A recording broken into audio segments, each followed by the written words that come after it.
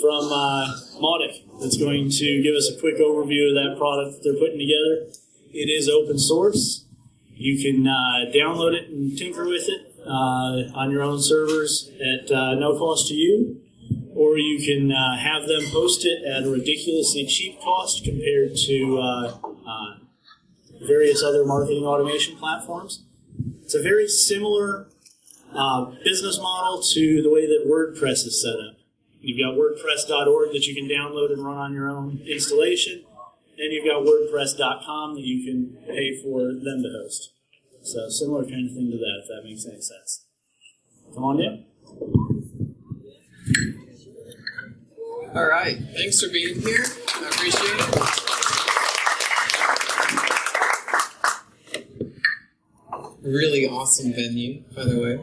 So I'm gonna not look too envious of all the food that you guys have while I have to sit here and talk. How many of you are familiar with marketing automation? Oh, I love that. That's great. Okay, so we don't need to go into too much depth on that. What I can do is show you a little bit about Mautic and what we're creating. I really want to emphasize that I'm not trying to sell you anything. Nothing at all. This is all completely free. Take it, run with it, make your business better, and make lots of money for yourself. That's what I'm all about. That's what our company and our community is really all about as well. It is a 501c3 nonprofit organization, and it really is just set up similar to what you would find with WordPress.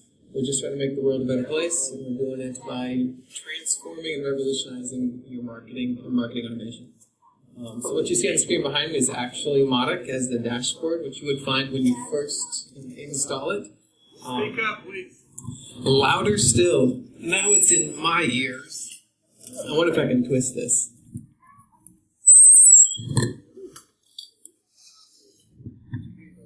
There. Can everybody hear me okay? Perfect. All right. That's better. Okay, good. So yeah, what you'll find on the screen behind me is basically the dashboard that you'll see when you first load up. What we wanted to do with Mautic was to make sure that with a product that's open source and you're downloading and setting it up on your own server, it has to be dead simple, right? Because you don't want something that has a huge learning curve for you or for your clients, which brings me actually to another question real quick. How many of you run agencies or serve clients of your own? Okay, good. All right.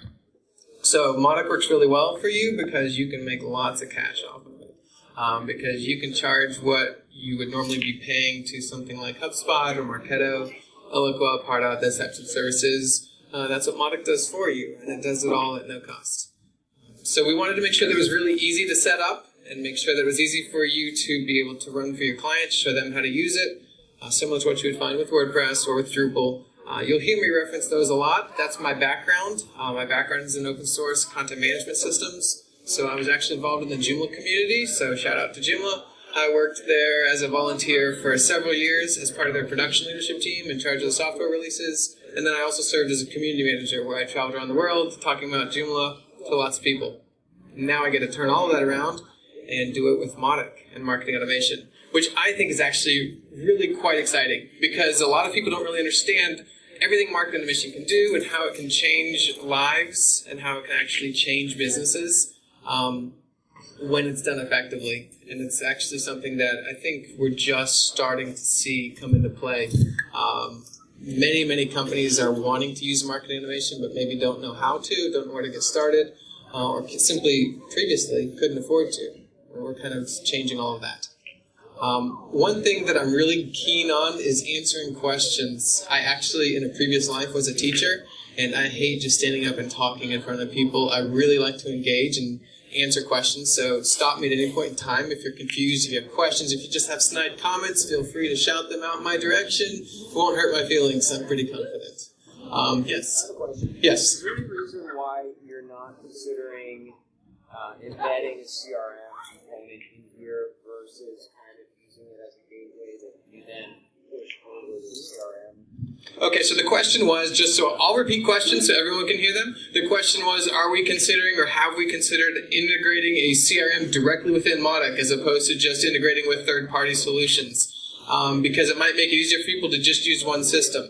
And in fact, to answer that question, a lot of people are using Mautic, especially in the SMB and the smaller businesses. They're using Mautic as a CRM. So you'll find things in Mautic such as note-taking, such as event scheduling, things like that on individual leads. in the effort to give some of that flexibility. In fact, one of the plugins that's being created by a community member right now is to add task management into Mautic. So there are actually quite a few of the Mautic community that are using it purely as a CRM system because maybe market automation is not quite what they're ready for. Yeah, so I think that answers the question. Yes?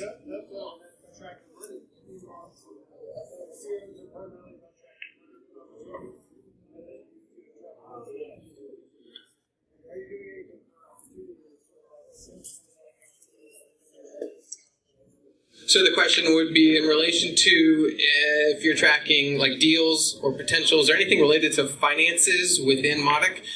There's nothing specifically that comes out of the box that says, hey, here's where you handle all your deal flow, your potentials. But what we do have is custom fields on each of the leads, so you can actually create any custom field and you can track that in a variety of ways. We could actually get into that and I can show you some of that, because then what you can do is you can integrate that with points and point triggers, and what that'll effectively do is give you a way to run a report and generate that type of data, but nothing out of the box that just says, hey, this is how we handle sales within Mautic itself, if that answers your question.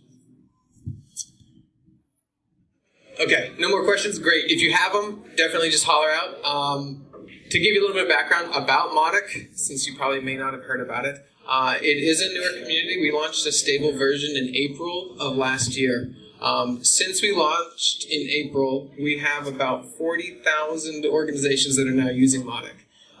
They're growing at about 350 new organizations every day that are signing up and using it. So the community is really exploding. It's actually really fun to be a part of. It's around the world. So we actually have meetups. In fact, we're really excited right now because we're having the first Tokyo meetup happening next month, February 2nd, I think. And that's in addition to the 17 other monthly meetups that are happening around the globe.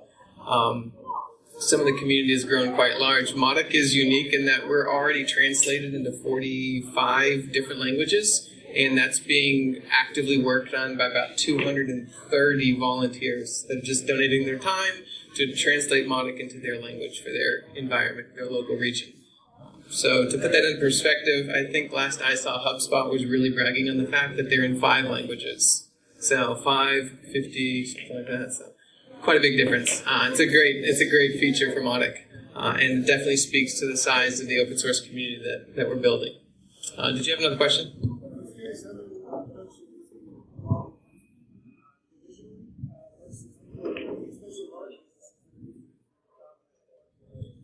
So the question is, if we look at the market space that Mautic is in right now, is it primarily small, medium business? Is it enterprise? Is it agency? And how that breaks down? What we're finding is that it's actually being used across the board. We expected that we would be very popular with small, medium businesses. We'd also be very popular with agencies because it kind of fits the same model that you would find with like a WordPress solution.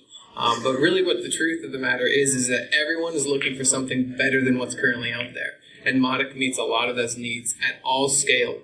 So we have enterprise that are interested in using Mautic, and they use it divisionally. So for each region, maybe demographically or culturally, like region-based, they'll use Mautic.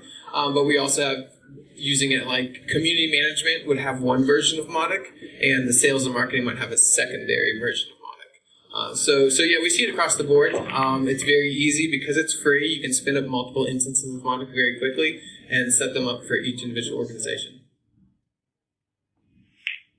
Okay, so so let's see. We can go through Mautic real quick. Obviously, the main thing that you're tracking within Mautic is leads, and everybody's familiar. You have to. I apologize for the screen resolution. You can kind of get the idea. The best part about this is you can go download it and look at it on your own screen, and it won't cost you anything. So this is what the leads layout looks like. It's kind of cool because actually, if you wanted to, you can switch it to cards instead of table view. So it gives you a little bit cleaner look. This is just a local install. I've got dummy data in it.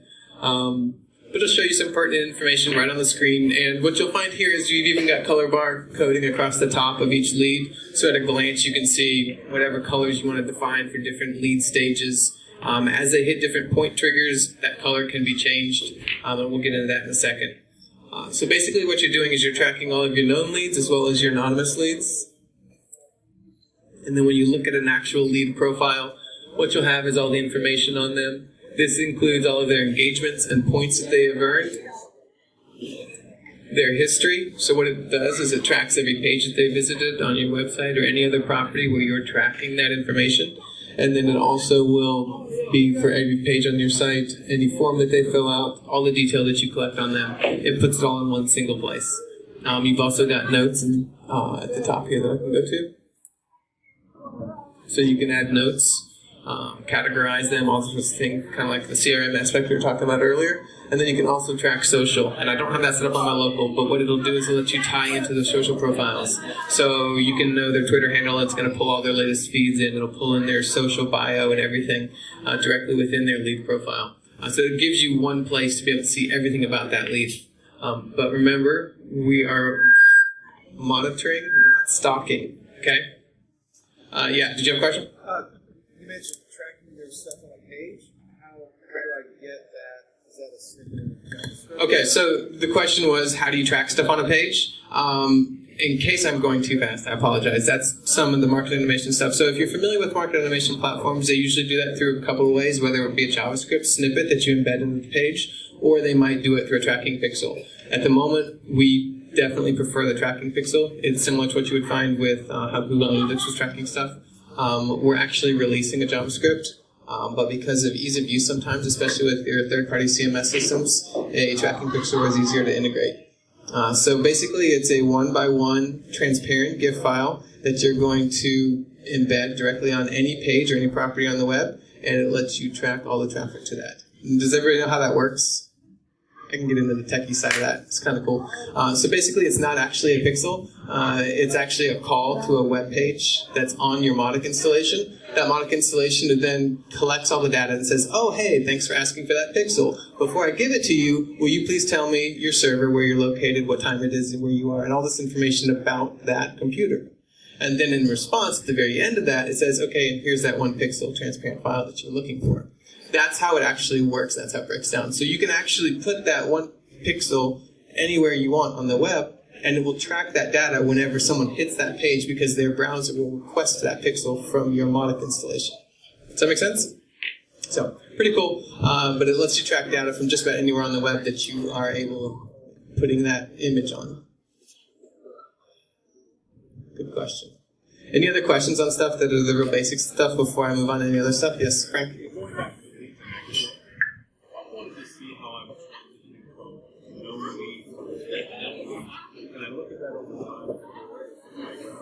So the question was, how can we see lead transitions from unknown leads to known leads?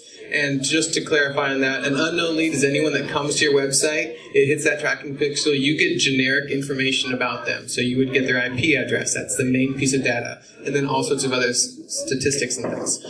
When they're a known lead, that's usually because they've filled out a form or they've given you some other identifying characteristic. That's primarily an email address. So once they turn from an unknown to a known visitor, you're able to actually contact them. You'll be able to do much more with them. So the question was, is there any way to see that? Yes, you could generate a report, and you can see over time how that unknown to known visitor tracking is going and see how many you're losing necessarily versus how many you're actually getting to complete a form.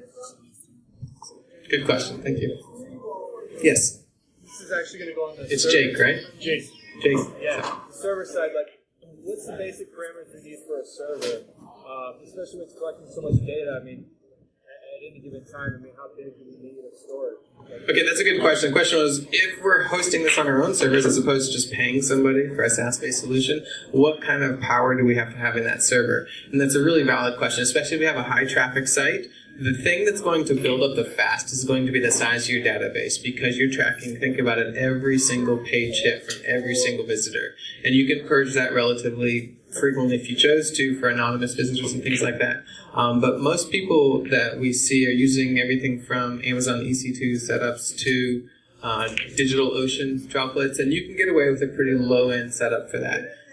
It's not really a super server-intensive platform or framework to use. So we designed it. The idea was that we wanted to create something that was as easy to use on any server that was out there. The only thing that we find getting used up most is the RAM for running the cron jobs for keeping everything up to date. But beyond that, it's a pretty minor server-intensive experience. What about storage in general? I mean, do you have any kind of ballpark say, a site that gets, I don't know, 15,000 uniques a month? If you have 15,000 uniques a month, a ballpark, I would say you could get away with probably a micro with Amazon EC2. And I don't know what the specs on that are. Probably 1 gig of RAM, and I don't know the server size. It's probably not that much. You're not going to need that much for 15,000 uniques. Any other questions? Yes.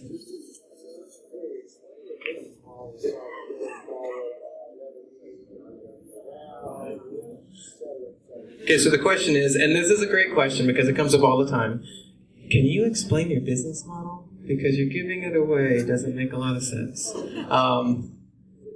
That's a good question. I am not focused on the business model. I'm actually focused on growing the community and making sure it's successful. What we have found in open source is that when we're building something as a community, we're building something that's going to last. It's more than a company. You have to take yourself out of the traditional mindset of, hey, I'm building a company, therefore I have to have X number of employees, I have to have this much in revenue, I have to have this. All we have to have is interesting people ready to keep this going and ready to find it something they can use in their business. As a result of that, the community grows. The bigger the community gets, the more stable the product becomes, the longer lasting it becomes. And so what you will find, and this is based on my experience from the CMS world, is as the community grows, the product becomes better and better and better, and the solution becomes more stable. It becomes more and more supported by others. And so really what you're starting to find, even now, even though the name is relatively new, is people are recognizing Mautic, and they're looking at becoming Mautic experts, Mauticians, if you will, and then they can actually sell their services on the Mautic platform. And so it grows dynamically quite well with that. Now, of course, I still have to feed my family, right? So, to give you the other side of that, what we are doing is we are creating a company that offers additional feature sets. Now, we're not harming the Mautic product, right? It's not a watered-down version of Mautic. There's only one Mautic for anything. But what we're creating are a couple of additional feature sets that are very unique to the enterprise space, such as a platform as a service offering, where we're going to offer additional value that the enterprise client may need in a multi-site type of setup that we discussed earlier, and offer that as a paid option. Again, it's the same version of Mautic. We're using the exact same Mautic that everybody else uses. We're just offering additional services around it that would be targeted at the enterprise. Does that answer your question?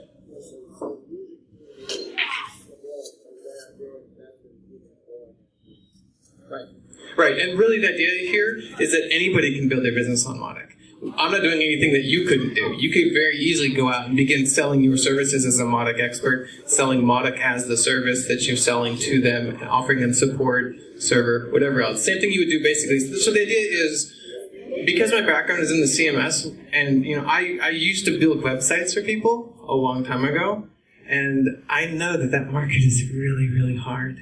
Like, it's so hard nowadays to make a really good living selling websites to people because the competition is so great.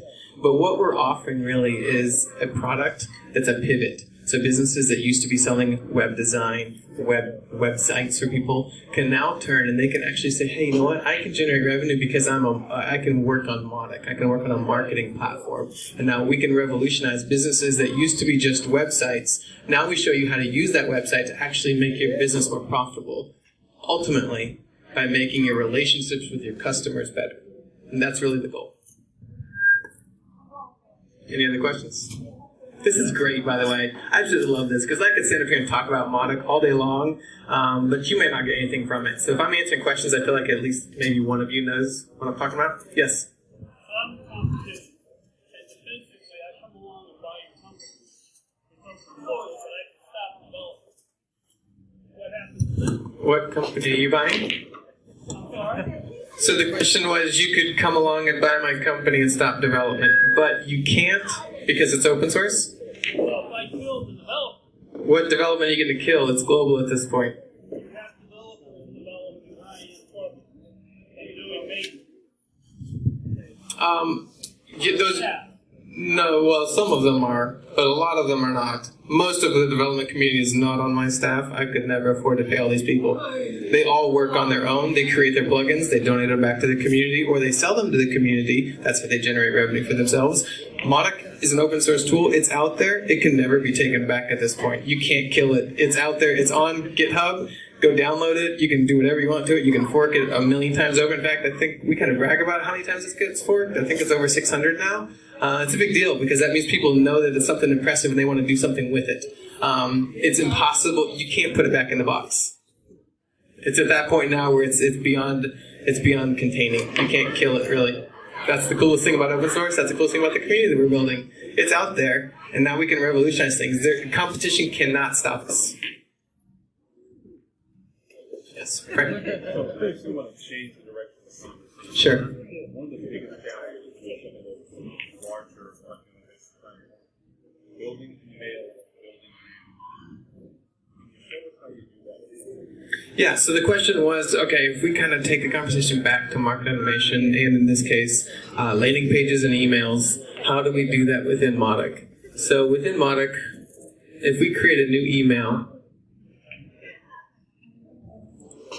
you actually have themes. So this is level 1 for all of you that are building sites for your clients or you're building the marketing for your clients. Here's where you can start to add value to the Mautic product because you can create a theme for the client. And that theme will then apply to every email that they send out, every landing page they create. It makes it easy for them to simply select and go.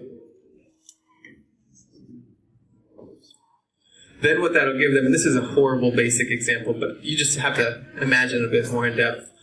This gives them a theme that they can build on. So now all they have to do is click in the various areas and add their content.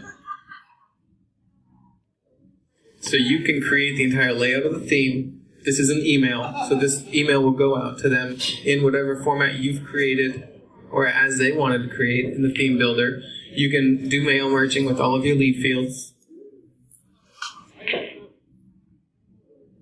You can just drag and drop those into place.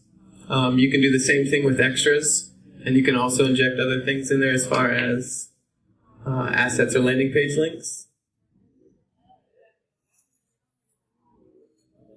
So if you have landing pages and you put that in the email, then it's going to automatically hyperlink to it. It's tracking every click within every email. So now you know who's opened the email, how long it was since you sent it that they opened it. You know what they clicked on from the email, and it gives you all that information on their lead profile. So you can very easily set up point triggers to say, hey, if they open that email, give them 5 points. Or if they open the email and they click the link, give them 10 points. And then you can say, if they hit 10 points, then trigger this action here. And so it gives you the basis upon which your entire marketing can become completely personalized.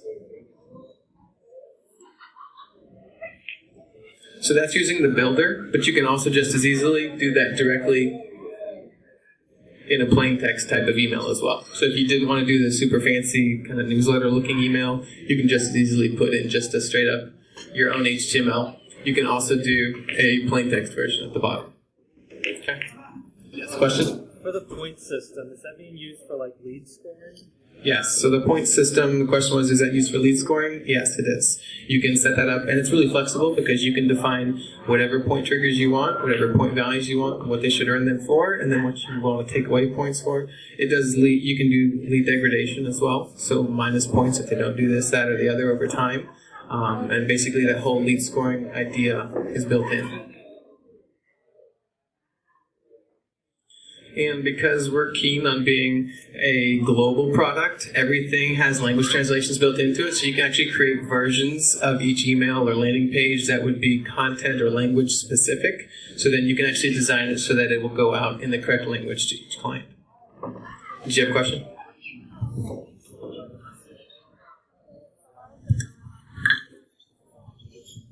Yes, so the question was, does Mautic support custom HTML templates? It absolutely does, and that's the beauty of it, because it's open source. You can create the templates yourself. You've got 2 ways of doing that. One is creating that theme and then uploading it directly into Mautic. The other option is to, let's see if I can find one. When you're looking just at this view right here, you can actually blow it out and look at the entire source right there, and you can dump in straight HTML. We work really hard on this because I kind of hate the editor, actually, to be honest. I don't like the editor that we're using right now, but we're using it because it gives you including the head tag. So we're working hard on creating a new editor that's really a lot more user-friendly, but we have to make sure that you can still edit the head tag. So that means you can inject whatever you want directly into that, and you got full control of the entire HTML. Does that answer your question? Yep. So that's email building. You can change the from names, reply tos, the BCCs, all that sort of information as well if you wanted to. And you can track all of that. Also, one of the things that we had with, when we were doing the emails, there are two things that were really important to us. One was that we wanted to give the user the flexibility of using whatever platform they wanted to use. So if you already have a Mandrill account or a SendGrid account or Amazon SES, you can still use them. You plug in your API credentials into the config, and it will use that account to send your emails out. So oftentimes, especially if you're dealing with larger clients, they will already have one of those accounts, and you don't have to worry about managing the email, the credibility of it. It'll all go through the account that they already have, that they're already paying for. But it gives you the flexibility of letting Mautic use whatever platform they have in place already. The second thing that we had to do was with a self-hosted version, we still had to be able to do something for the bounce management. So, soft bounces, hard bounces, things that get rejected or return to sender type of deal. So we actually built a pretty cool system in Mautic that lets you track all of those, and you can define the box that it needs to send to and check and keep up with to manage all of the bounce management as well. Yes, you had a question? Yeah, everything is responsive. And if you'd come early, you would have seen that because at first the screen resolution was way low, and so it looked like we were looking at it on a tablet, which, by the way, this thing looks gorgeous on a tablet. I don't know why you would ever do market automation on your phone. You can because it's responsive. I don't know why you would do that. But from a tablet, what's that? Yes, correct. And to an extent, so the question was landing pages, emails, all the content that you write, is that responsive? It is to the extent that you write it that way, right? It gives you the capability to do so. The themes that come with it are, but it's kind of up to you if you're creating new ones to make them responsive. That's the other question? Yeah. So you mentioned SES and SendGrid. Yep. So with Mautic self-hosted, you will need something like SES. No, so the question was, if you're using a self-hosted version of Mautic, do you actually have to create an account with SES or Mandrill, SendGrid, any of those big accounts? No, you don't. You can use your own server. You can just say PHP mail, use this server's mailer, and it will send out from the server mailer. Now, if you know that you have a high-traffic site, then it is really wrong of you to actually try to do that. Because the amount of mail that you're sending out, you have to make sure your server doesn't get blacklisted, which will happen really quick, really easily. So you would want to consider those accounts if you're on a high-volume traffic site. But you have the power to do whatever you want. You can set up your own white servers. You can run your own email servers all you want to. You can even actually use Gmail. So it'll send out through whatever. You can set up all sorts of fancy stuff. There's probably maybe 10 to 15 email providers that are already listed in the system that you can use, or you can just use your server. Yes? So, how is it different from, say, ActiveCampaign, which isn't that expensive and it's better than MailChimp? So the question is, how is this different from ActiveCampaign, which, and I'll continue, which is not that expensive but way better than MailChimp? Is that right? It's pretty similar in some regards, but so basically what it does is it gives you all the features of ActiveCampaign plus a boatload of other stuff. We tell people all the time, especially if they're just getting started, market automation is rather new to them. We say, hey, if you're familiar with Constant Contact, if you're familiar with MailChimp, just use this as your email. Just send out your emails through here. When you're ready to take it to the next level, you've got all the tools already in the system. You've got all the data there, and you can start to massage it, manipulate it, do the point triggers, do all that sort of stuff, the campaigns, stuff like that you might do in an ActiveCampaign plus. So it kind of takes it to the next level, but it certainly is relevant in a lot of ways, very similar in some ways, especially in the campaign, which we could look at the campaign builder too here.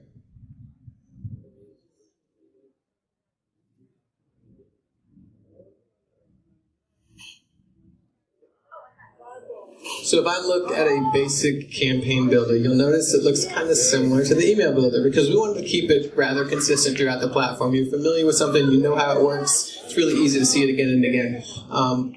We spent a lot of time on the campaign builder. In fact, we've gotten a lot of really good feedback from people that were coming from things like Pardot, where it's just like this straight line down the page of every action. It's like, that is so ugly. So we had to create something that was beautiful. So this is ours. You can drag and drop these onto the board or canvas. Once they're on the board, you can move them around. Everything stays in place. you can create your entire workflow. You can see it. And we have seen, which is so cool, as we grow so quickly and we have the community that's growing so fast, people are using it in so many different ways. I have seen some of these campaign flows that just go on and on and on and like branches into like 100 different options. It can be a little confusing, absolutely. But overall, it gives you the flexibility to create that campaign exactly how you want to do it. So what you'll find in this example is if you fill out the feedback form, we send you an email. Based on what you do, when you open the email, we either will give you points, or if you don't open the email, we wait 14 days and we send you another one. Basic marketing automation. You can edit anything on the page. You'll notice here that, so for this action, we're sending an email. We can choose that action to fire when it's triggered. We can choose that action to wait a certain set time period, and that can be anything from hours, minutes, days, months, or years. So this is where you really have to start thinking. Sometimes your marketing automation will span years. Because what you're doing is you're going for the long play. What you're doing is you're nurturing and building a relationship with someone. They may not be ready to buy what you're selling today, or even in 6 months, but in 12 months, 18 months, they may be ready. And if you've been nurturing them with gentle touches throughout that time period, you'll be the first thing that comes to their mind when that time comes. I know the answer is probably yes, but click on something in the email and then do something with that. So you can actually set up your triggers to be whatever. This is where the screen resolution becomes a problem. Basically, you can have 2 ways of getting people onto a campaign. Well, 3 if you count manually adding them. You can have them come on because they filled out a form or because they get added to a lead list. So that's how they would start on the campaign. Then what you would have is a bunch of actions that you can then do. Actions are things that you do as the business. Decisions are what they would do as a result of the action. And then we even have some conditions. So we get so granular with Mautic that what it does is it gives you the opportunity to say, not only did they fill out the form, but if they pick CEO on the form as their job type, then follow this very specific campaign action. Does that make sense? So it gives you the ability to be completely granular about your workflow, about your campaign workflow, based on individualized fields on forms or individual fields on leads, because they may fill out that lead form from a different way. It may not be just a form fill out. It may get data entered at a trade show. You may manually put a field on that lead. If that lead value matches, it'll do a different set of actions. Does that make sense? Right. So if they click on a link in the email, you then say, okay, if they click on this link, then do something else. So the question was, if they click on a link, can you do something else? Absolutely, yes. Yeah. It can be because they clicked on a link, because they visited a page, because they downloaded an asset. You name it. If they spend 30 minutes on the page, do this. That type of thing. Yes. I see an option, push lead to integration. So what all integrations? So Eagle Eye in the front here noticed push lead to integration. The idea here is that this is where Mautic begins to shine, because we have a community of people, developers around the world that are creating integrations. Right now I think we have about 46, 47 different integrations. More are getting added nonstop. In fact, I just wrote one the other day to integrate with Intercom.io, kind of like their system. We were using it for some other stuff. And so I wrote a quick integration with Mautic so that I could actually push a lead from Mautic into Intercom at a specific interval as part of a campaign structure. So what that does then is it gives me the ability to choose any integration that I have available and enabled in my system and to push that lead to them. And just like with anything else, I can trigger that immediately. I can wait 10 days and then trigger it. So this is where larger organizations that already have a CRM, or any organization that already has a CRM in place, would use marketing automation, because what you would do is you would lead nurture along a sales cycle until they are ready to buy. At that point, you push lead integration. You push them to a CRM system. And now your sales team, when they open up the CRM, all they see in there are the leads that are fully qualified because they've gone through that lead nurturing process already. Does that make sense? Answer your question? Cool. Yes? So if you're using a service like CallRail, can you use CallRail and push a lead into? Yeah, so the question was, if you're using a system like AllRail, can you push leads into Mautic? Absolutely. And we do that with two ways. How many of you are familiar with Slack? Okay, awesome. Yeah, we use Slack. I love it. I love how fast some of those hands went up. Like, yes, I am a Slack lover.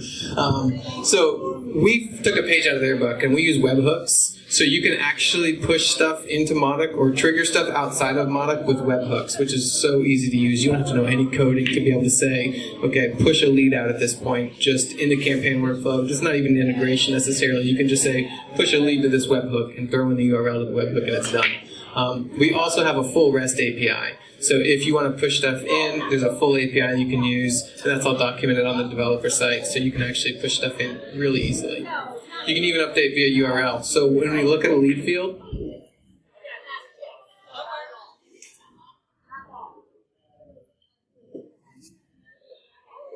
again, because we can track anything we want on our leads, we can create any fields that we want. You'll notice on the side here we have publicly updatable. That allows you to actually push via URL. So you can just do a request URL and have the lead information in that URL. When you hit enter, it'll update that lead. Okay, so it's super easy to use. Yeah, so great question. Any other questions? Yes? So I'm at Red Hat and use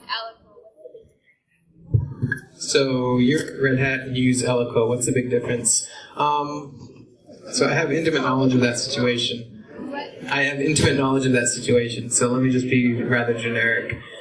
Mautic gives you the ability to keep all of your data in a platform that can be hosted on your own network as opposed to sending it over the fence.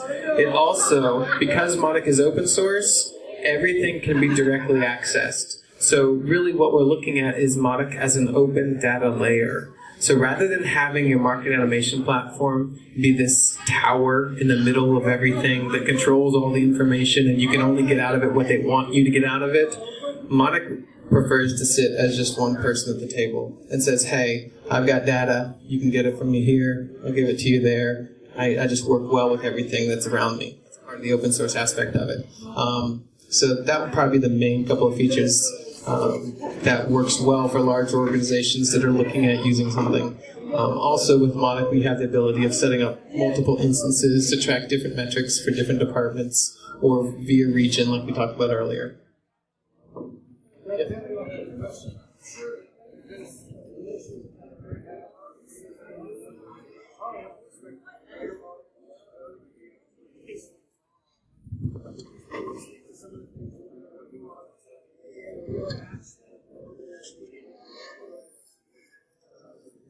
So the question was, because of some of the work we do in the enterprise space, we probably see the solutions that are out there, Eloquo being one, Pardot, Marketo being the others, HubSpot even to some extent. Where is Mautic going so that we can keep up or compete with those? So I like the way you say that. They're years ahead of us. I would say they're years older than us. They're not years ahead of us. And here's the reason why. They have a small team that's working on antiquated software from a decade ago. They're making patches and improvements, and we all know how that went for Windows, right?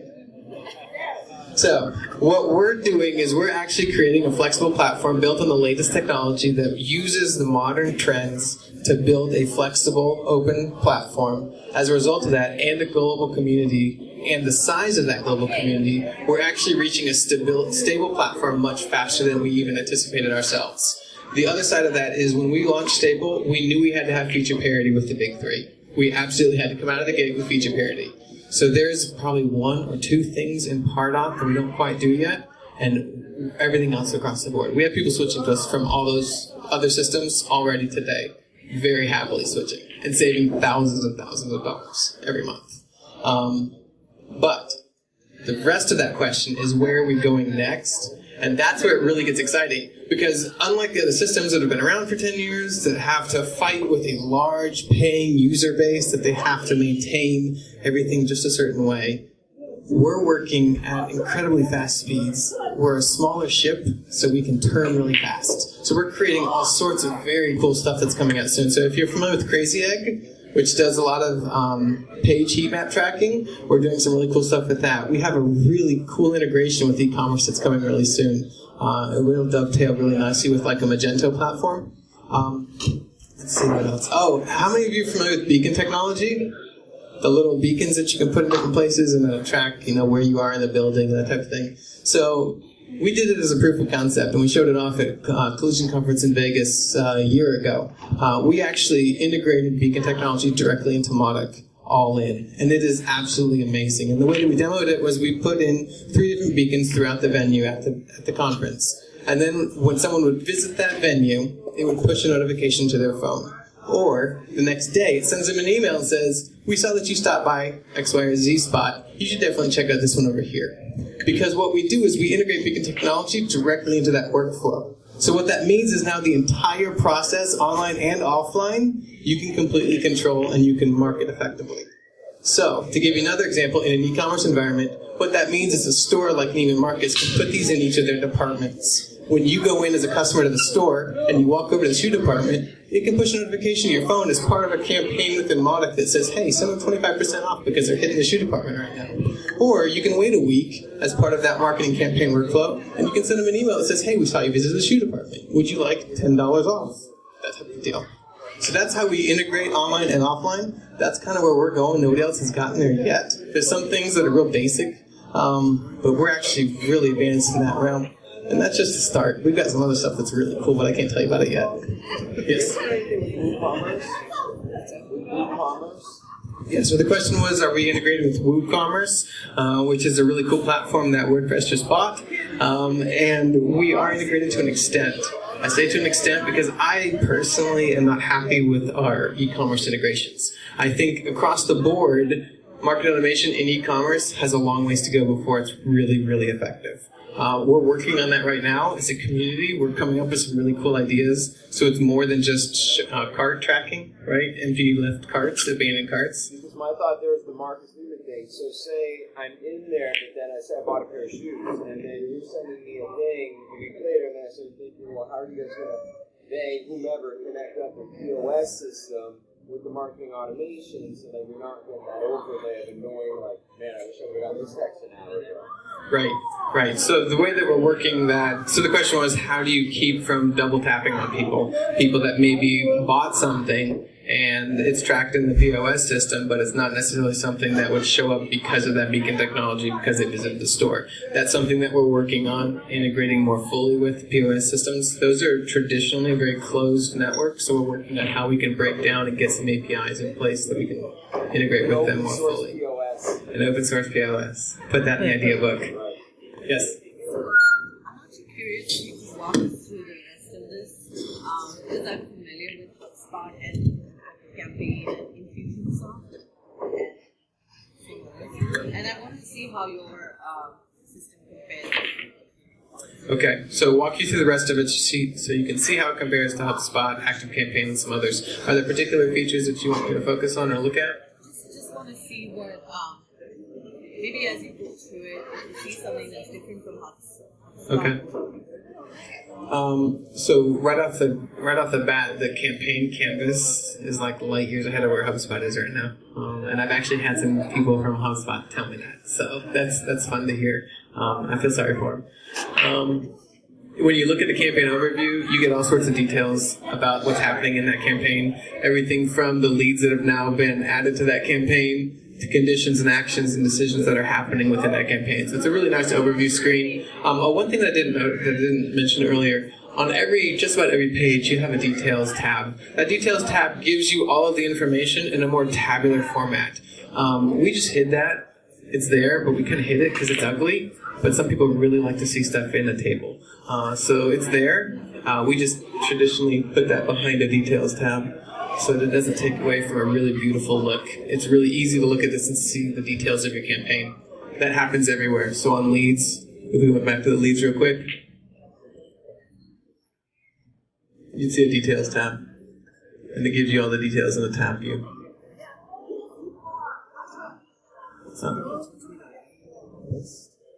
Okay, so the question is, what's the difference between a lead and a list? That's a great question. So lists are dynamically built.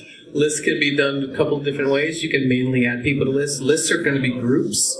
Lists are going to be lead segmentation. So if you're familiar with market automation and lead segmenting, that's what this part does. So basically you can say if they have 50 points or more, add them to this list automatically, and then if they're on this list, they follow this campaign structure. So lists are basically groups. It's how you keep track of all your leads and how they fit within the system. You can build lead lists off of tags, off of any field on a user, all sorts of different things. If we look at one of those, so if you're coming from MailChimp, you're actually importing leads. That's correct. And you can import them to a list. So you might have a list that says, these are my site visitors from X, Y, or Z site. That's a list of all those leads. So if we look at a particular list layout, we have filters. You can choose as many filters as you want, and you can choose anything that's on their custom field or on their lead profile. So you can say points greater than 50 and the city equals Raleigh. Or you can say or, and get everybody that's outside of that. And you can add as many of those as you want. You also have public lists versus not public lists. Public list means anyone in the company can see it. Not public list means only you can see it.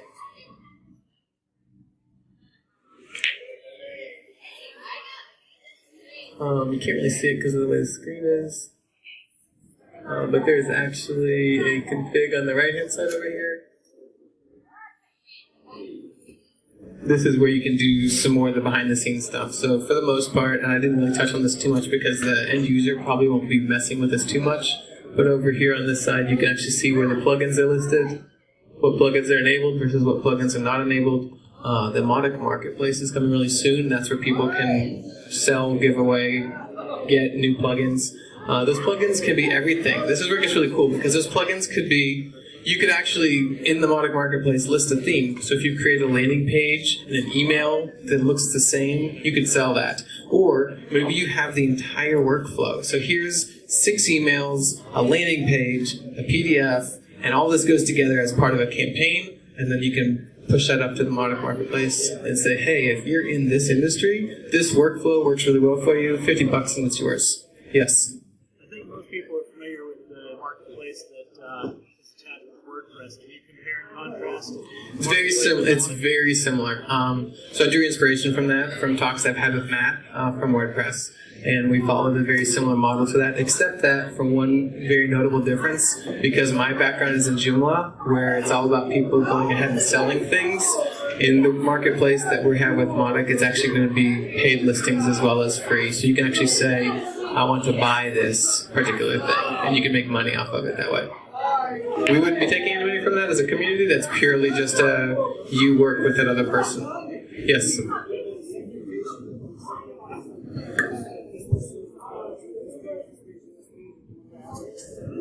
Yes. So the question was, can you segment on pages visited or on any behavior that lead would take? Yes, you can. So the list segmentation is really pretty cool because you can segment it 10 ways to Sunday. Just about anything you want to do, you can. You can see the webhooks that are in place. You can add new webhooks, users. So you can actually set up different user levels and different roles and give them access to different things within the system. I don't usually touch on this much, but I probably should touch on it more. You can actually create user profiles, so then different people within the company can only access certain things and they can't mess with other things. Yeah. So it's just a bunch of setup stuff. We got forms. Okay, so another cool feature, I'm sorry, I'm bouncing all over, but this is just so much fun, I have trouble sometimes. Another cool feature is the forms. So you can actually create a form, and you can put any field that you want on those forms. So here's a basic contact form. You'll see in an overview how many submissions, and you can do that daily, weekly, monthly, whatever. You can see the fields and the actions that are on there, and then you can preview it, so you can see what it would look like. This is a really basic form, nothing special about it. You can edit it. You can apply a theme or a layout to a form. You can also do it just as stripping everything out of it and making it no style at all, which works really well if you're going to embed it somewhere else. And so that's where we get kind of really cool. So with the other platforms, so fields, add whatever fields you want, actions, add different actions that you want to happen when they submit the form. You can do all sorts of stuff. Again, push lead to integration. This is one of the integrations that's in the system right now, just on my version. You can do email actions, all sorts of stuff you can do as a result of submitting the form. But if we look at the form overview, again, what you'll notice on the right-hand side here is a form HTML. You have automatic and manual. If you hit automatic, what it gives you is a little JavaScript snippet. You can copy and paste that anywhere on the web, and it will automatically embed the form in that location. So what that means now is that anywhere that you have access to HTML, you can embed a form that submits data into your Mautic instance. They don't leave the page, they don't leave the site. It submits it, Ajax, on the page, they stay where they're at. You can also do it via iframe for all the old school people. You can also do manual copy. So if you would prefer not to, or you don't have access to embedding JavaScript on something, you can copy this JavaScript piece directly and this in the form body. And if you don't use the JavaScript, it's fine. It still works without it. It's just that cool. But this will just copy the HTML. So then you can make modifications to the actual layout of the HTML as opposed to what you saw with the JavaScript. So if I scroll down, you'll see I've got all the divs, all the form fields, everything is directly here. So I can make changes to it before I paste it in. And with the automatic option, it basically just injects it directly as its output. You can't modify the HTML through this method. That's why there's two of them. Now we take that one step further, and we also have plugins written for all the major CMS systems. Because remember, that's my background. So we have all these different plugins. So if you have a WordPress site, there's a WordPress plugin. If you have a Drupal site, there's a Drupal plugin. Same thing with Typo 3, Concrete 5, Joomla, and a handful of others. What that means then is instead of having to actually copy and paste this in, all you have to do is a shortcode for that particular CMS. So with WordPress, you'd have the little bracket, and you'd say Mautic Form 1 bracket, and it'll automatically inject the form directly into that spot on your WordPress website. What that means then is that any page on your website can now be a landing page that's collecting data for your marketing automation system, Mautic. So no longer do you have to go off property to collect information and to collect all the details on someone that's submitting a form. Because remember, we're tracking every page that they visit on the site as well. So now you know what page they visit, you know when they fill out the form. Yes, question? What about, you may have went over this, but what about templating forms? So if you have your system running Bootstrap or something like that for front end, is that in there? Yeah, as you can't see it on the screen very well, so the question was, can you template forms? You absolutely can. You can choose a theme for a form. You can also say render no style. By default, then it's going to take whatever style of what it's accepting or what it's going into. Was there another question? Yes, Jake. Kiosks. You know anything with kiosks? So you'll see kiosk mode that we have right here. So the question was, have we done anything with kiosks? Yes, we actually have. One of the things we ran into is when the form submissions are happening from a kiosk, it's tracking from the same computer, same IP, same cookie, same setup. So you can enable kiosk mode, and it will keep every submission as a separate submission. Now, obviously, you're not tracking the same set of data. You can't track IP address, things like that, but you track every submission as a unique lead. There's no way to reconnect it down the road. Reconnect it as in the sense where you have leads that aren't connected yet through a form, right? No one's submitted the form. So the question was, can you reconnect a lead to their form that they have submitted previously? Say they're at the kiosk to submit the form, but we don't know what the home IP address is, and we don't know cookies stored at home. Is there any way to get that high at a later time? Yes. So you can reconnect leads to lead profiles that already exist, simply because the next time they submit a form, if it matches a lead that's already existing in the system, it updates that lead. So now you have a lead that everyone submitted that's missing all the home IP details, things like that. When they submit the next form, same email address, it automatically merges those together, and now you know everything about them, as well as everything that they visited as an anonymous person before they filled out that form. So that gives you all the data on both sides, which is another feature that the enterprise love. It's end-to-end attribution. It keeps track of everything from the very first thing they've ever done all the way to the satisfied customer a year later. And that's a huge deal. It's been very hard for larger organizations to be able to handle that. Infusionsoft does not do that. It's a Yeah, nobody does that. End-to-end attribution was probably the single biggest thing that we got feedback on that people absolutely loved. It's like duplicates. Yeah. Yeah. Yes.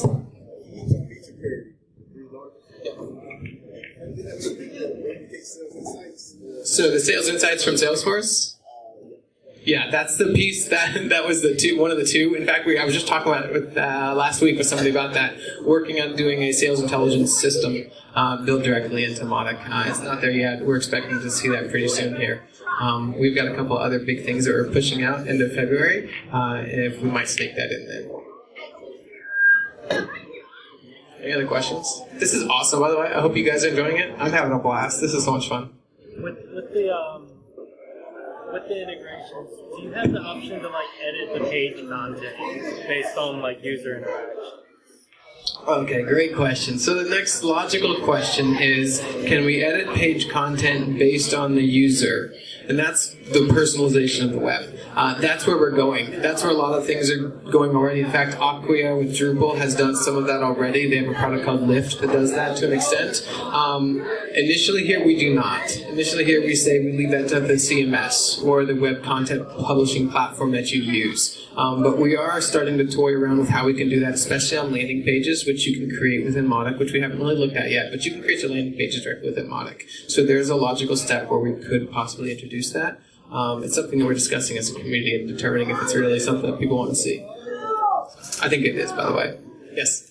So, I'm curious about your landing pages. I use LeadPages for myself right now. So landing pages are another really popular one. Again, you'll see a lot of similarities. You have a custom HTML block. You also have a theme, so you can actually create a theme that's going to maintain some consistency across the entire landing page. You can create A/B tests with your landing pages. It will actually, you can set up the criteria for the winner on that, and will automatically calculate all that. It also makes sure that if you visit the site, it sends you the same landing page every time for consistency of the user experience. So just because I visit and I see landing page A, every time I visit, I will still get landing page A, so it's not confusing or jarring to me as the user. But it does do landing page A/B testing. It also does language translations on the pages as well, so you can actually set up parent pages and sub pages. And you can pick all the different languages that you want to have that be the default for. Themes, same way. If we open up one of these landing pages to the builder.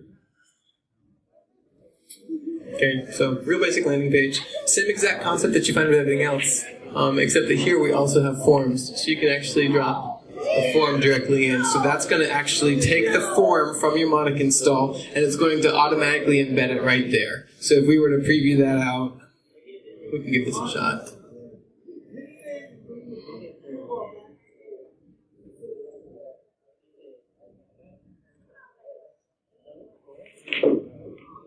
Let's do this. I can't see it.